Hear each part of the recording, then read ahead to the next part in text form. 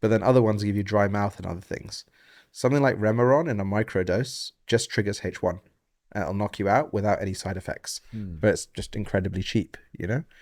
Understanding things like neurotransmitters is not something that most of us ever have to do unless you're super hyper focused on it for years, because I was like, I need to figure out my son's neurotransmitters.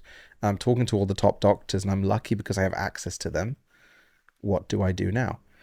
So that's when I realized that, you know, this AI was a big thing. And actually one of the really interesting things is, why couldn't he talk? It's because he had too much noise in his brain. So you've got cup. A cup can mean a cup, or it can mean cup your hands or cup your ears or World Cup. He couldn't form those connections because his brain was too noisy. And so he did applied behavioral analysis, which is teaching you this is a cup, this is a cup, this is a cup, with gamification to reconstruct those after his brain calmed down. It's actually very similar to this generation of AI. We described earlier how it learned principles. It's called a latent space of meaning. So that point and dot, that pixel, becomes a cup because it understands the principle of cuppiness. So when you type in World Cup or cup your ears, it gives you dramatically different images. Similarly, the language models do the same. Again, it pays attention to what's important. Attention is all you need with the original paper.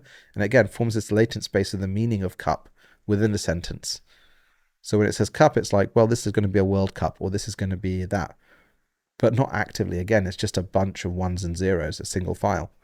And so I think that's why all this new generative AI really resonated with me. And I realized this could be the real thing that unlocks humanity or controls them forever, one of the two. Yeah, so that's kind of some of the personal story behind this.